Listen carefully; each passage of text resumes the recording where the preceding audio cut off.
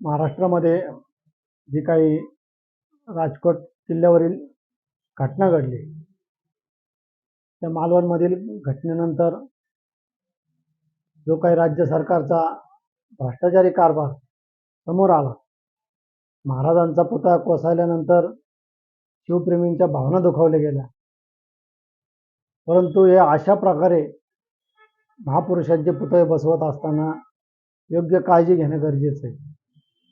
त्याच अनुषंगाने आज जर पाहिलं तर नगर शहरामध्ये नव्याने जवळपास 4 पुतळ्यांची उभारणी करण्यात येणार आहे. त्या निमित्तानेच मी आयुक्तांना निवेदन दिलं की प्रोफेसर कॉलनी चौकामध्ये छत्रपती संभाजी महाराजांचा पुतळा बसविण्यात येणार आहे.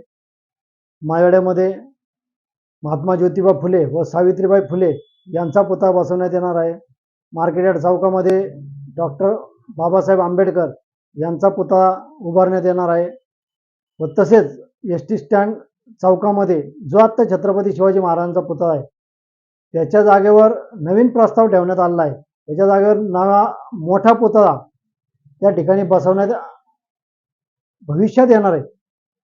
परंतु हे सर्व पुतळे बसवत असताना ज्या प्रकारे तुम्ही निविदा प्रक्रिया राबवता, टेंडर प्रक्रिया राबवता, त्याच्यामध्ये तो पुतळा बसवण्याचा अनुभव त्या ठेकेदाराला आहे का?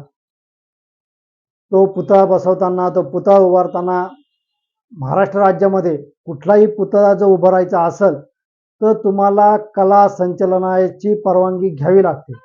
मग ती परवानगी तुमच्याकडे आहे का? कला संचालनालयाला एक क्लेच्या स्वरूपात एक पुतळा सादर करावा लागतो व त्याच्या माध्यमातून ते तुम्हाला परवानगी देतात.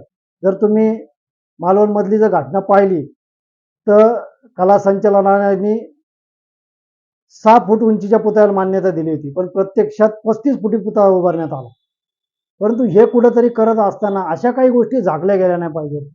भविष्यात महापुरुषांची विटंबना होणार नाही याची काळजी घेतली पाहिजे. त्या अनुषंगानेच मी आयुक्तांना निवेदनाद्वारे सांगितलं की तुम्ही कुठंतरी या महापुरुषांचे पुतळे बसवत आहात, ते बसवा, ते बसवले पाहिजेत, परंतु याची कुठंतरी काळजी घेणं गरजेचं आहे. फक्त राजकीय अस्तित्वासाठी कुणी जर पुतळे बसवत असेल, फक्त राजकारणात म्हणून जयंतीला जायचं आणि आपण हार घालायचे आणि फोटो घालायचे याच्यापर्यंत पुतळे बसवले गेले नाही पाहिजे. पुतळ्यांच्या माध्यमातून, महापुरुषांच्या माध्यमातून लोकांना त्यांच्या विचारानुसार हा त्यांचा मेसेज जनतेपर्यंत जाणं गरजेचं आहे. त्यामुळेच मी आयुक्तांना निवेदन दिलं की योग्य ती खबरदारी घेतल्यानंतर हे पुतळे तुम्ही बसवा, त्याचं स्ट्रक्चर ऑडिट करा, त्याला व्यवस्थितरित्या ठेकेदार नेमा, अनुभवी ठेकेदाराला काम द्या.